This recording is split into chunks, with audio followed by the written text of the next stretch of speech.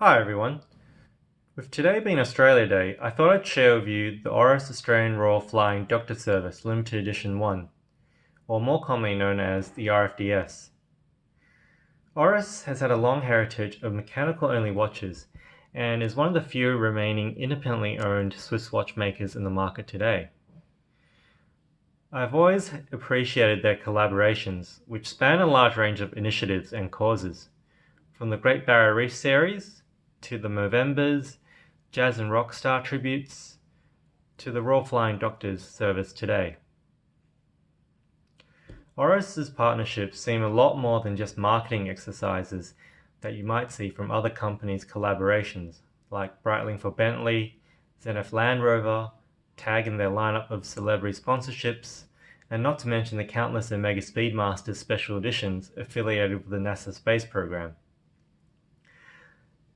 As with all Oris watches which are collaborations linked to charitable causes, Oris supports these causes by donating a portion of the sales, which in this case is directed towards the not-for-profit Royal Flying Doctor Service in Australia. They provide fly-in fly-out medical services to regional parts of the country which lack accessibility to doctors and medical facilities. Given how vast and remote some of these communities are to capital cities or even regional towns, it is a very worthy cause. Please check out the link on their website below. Anyway, enough of me preaching. Let's get down to the details of this watch. Naturally, being associated with the RFDS, the watch is part of Oris's aviation range, with the familiar coin edge bezels that you might find on their big crown pilots. This is what I would call a modern take on a pilot's watch, with large white Arabic numerals and hour markers reminiscent of a cockpit instrument dial, in the similar vein to the Bell & Ross's BR1s. The lume sword hands complete the look and legibility of the dial. What is unique is the dual crowns on the right hand side. One has a nicely embossed map of Australia, and the other is the Oris logo.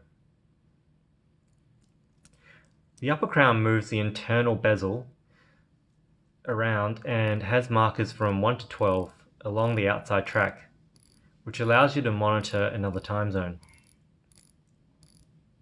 And on the inner track, you have a pulsometer in orange. Similar to other watches that feature scales on the dial, such as tachymeters and telemeters, which allow you to measure speed and distance based on time, this one allows you to measure a person's heartbeat. From what I understand, you start counting the number of heartbeats up to 30 when the second hand passes the 12 o'clock position, and note the second hand position once you have completed that count. Where the second hand lands on the scale is a measurement of how many heartbeats per minute. It doesn't really offer any functionality on this watch, as they are usually seen on chronographs, where you can start and stop the second central hands. An approach I've read of how to work the scale on a watch without a chronograph is to utilize the hacking feature of the movement to start and stop the second hands, although probably too impractical to be of use day to day. The lower crown is the standard crown for setting the time and the day and the date. Even though both crowns are screw down, the watch is only rated at 100 meters water resistance. The entire case is brushed stainless steel, except for the edges on the back, which are polished in a mirror polish similar to the case back.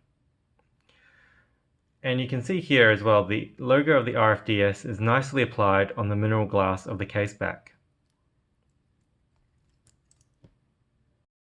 At 44mm in diameter, this is one of the largest watches I own, and there's quite a bit of lug overhang on my 6.7-inch wrists.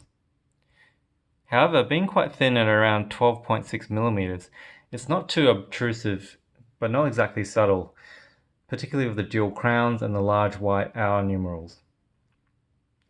The watch comes with either a brown leather strap and buckle, or this Jubilee style metal bracelet.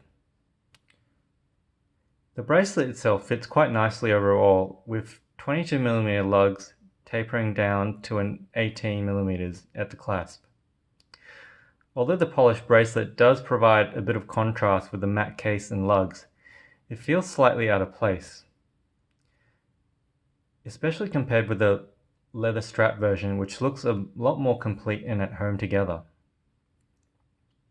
Not to mention the countless variety of straps that go well with this watch, from vintage stitched leather, exotic and grained pebble leather, rally straps, sailcloths, and all sorts of natives and pearl-ons.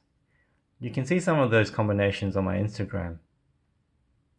Overall, this is quite a solid design from Oris, and I've always had a soft spot for these dual crown watches, whether they're inspired from the compressor diver cases of the 1960s, like the Longines Legend Diver, or more modern applications, like the JLC Polaris series.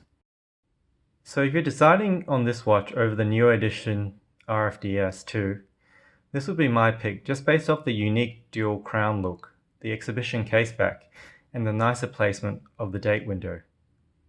Thanks for watching. Please like and subscribe and check out some of my other videos.